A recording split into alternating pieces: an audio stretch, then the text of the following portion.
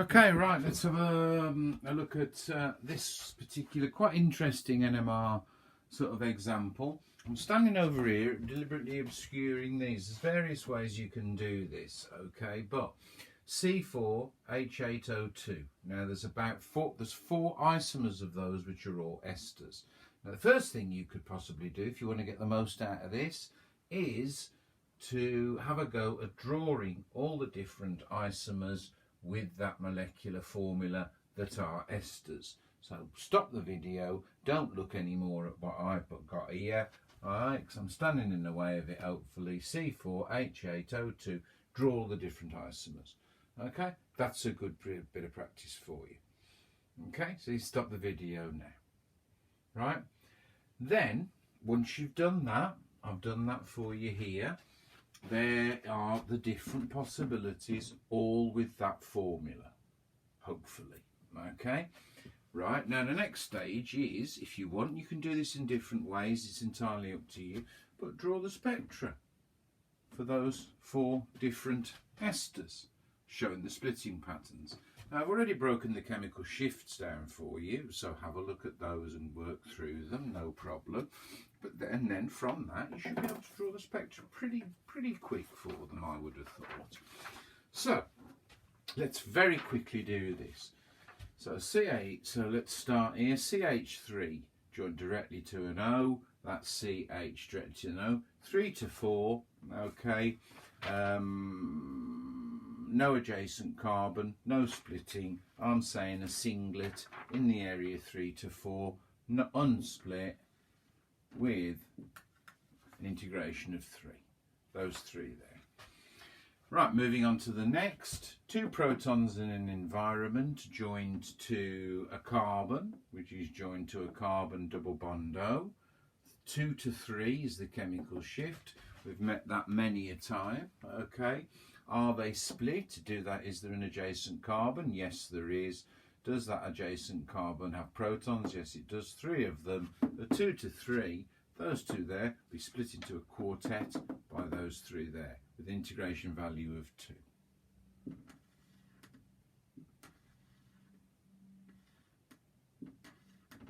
I reckon. Do this yourself. Okay? Do this yourself. Finally, anything else? Methyl group at the end, no problem. 0.5 to 2. Yeah, split into a triplet down the bottom end, surely. By those 2. Integration of 3. You should be able to do that like that. Okay, and actually go backwards if you can. Right, let's have a look at this one. Let's start over on the left, just to be confusing, okay? So on the left, we've got protons joined to a carbon, joined to a C double bond O, okay? There's 3 of them. Are they going to be split? No, they're not. The chemical shift of that is 2 to 3. They're not going to be split because the carbon's got no adjacent protons on it. So I'm saying a singlet in the region 2 to 3, okay? In the region 2 to 3, and I'm saying unsplit, integration value of 3. Going to this end, sure, I've missed one off here, right, missed one off on this table. I suppose I've got to put it on.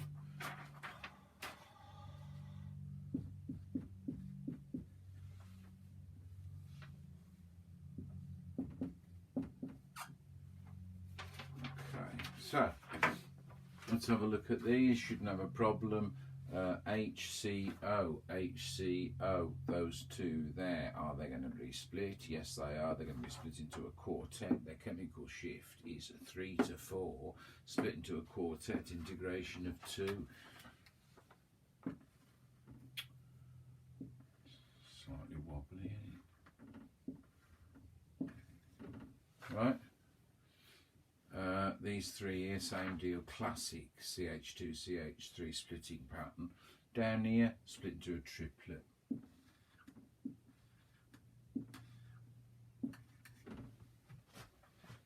Okay, good and this is. Right, good and I reckon. Right, let's have a look. I've had to extend the scale here. I've had to extend the scale because there's a proton joined directly to a carbon joined to a double bond O. Okay, so that's up in the region 9 to 10. unsplit, singlet, smack on, right there, integration of 1, surely. So I had to extend the scale for that. Okay, now we have an unusual one where we have, well, we'll just take it one step at a time. HCO, 3 to 4, those two there, integration. Are they going to be split into a triplet? For sure, because there's 2 on the carbon adjacent. So 3 to 4, right chemical shift, split into a triplet. Beautiful. Okay. Then I'm going to ignore those in the middle, because having 2 in the middle there, sandwiched between 2 carbons with protons on, is a bit of a pain, right? Okay, so let's go to the N1 here. We'll do those later. So the N1, straightforward, can't tell you. 0.5 to 2. Okay, so it's that. Okay. Split into a triplet. With an I need to put an integration value on those 2 there. Integration value of 2. Okay. Those 2 there, integration of 2. So these 3 here, integration split into a triplet down the bottom end. I hope this is right. Yeah. By those 2, yeah, triplet. Okay, integration value of 3. Yeah. Now what about these in the middle? Very unusual, because they've got protons on either side. Now that will cause splitting by those 2 into those 2, yeah. So essentially they're down the bottom because they're right in the. So I'm going to squash them in, which is a bit of a pain, because they are HCr 0.5 to 2. They're a lump of hydrocarbon. They're within the range 0.5 to 2. That's fine, but they've got protons on either side. So that's going to split them into 3, and that one's going to split them into 4. And you end up, therefore, with a multiple splitting pattern, a multiplet, okay, which are round here, which you can't always count the peaks, but what, I'll tell you it's a multiplet, and it's got an integration value of 2. Special case, that one, asterisk above it. That's the way it is, okay.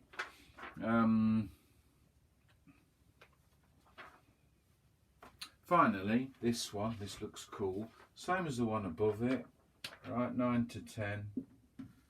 There, 1. Okay, and then what about this here? Classic, okay. So you've got HC directly joined to an O, HC directly joined to an O, 3 to 4, okay, adjacent, yeah, carbon, adjacent, okay, they're equivalent adjacent, so that sort of feels like it's sandwiched like the one above it, because they're both the same. It's more straightforward. You have got 6 adjacent protons. That will be split into 7, which you could call a multiplet or a septet, but it would tell you. So I need this. 2, 3, 4, 5, 6, 7. Only 1. Split into 7. 6 adjacents, split into 7. Job done. Okay.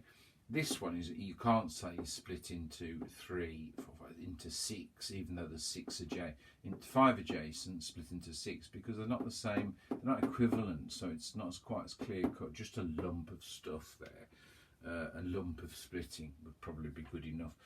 And these 6 here, okay, which are joined to a C, joined to a single bond O, which there is no chemical shift for that. They are a lump of hydrocarbon joined to a C joint. There is if they're H is joined to a C, joined to a C, double bond O, but H is joined to a C, joined to a C, single bond O. They're down at bottom end, they're HCr, okay? But this is cool. So these here, well, split into 2. Only 1 adjacent carbon with 1 proton on it, doublet, a doublet. Those both will be split into a doublet, but with an integration value of 6 no less. Classic NMR. There you go. Use this in whichever way you feel is a good thing for you to do. Do it from memory, do it as you want, but that's quite an interesting little sequence of things here. So get what you can out of it, or even if you don't, just have a look. Okay, cheers guys.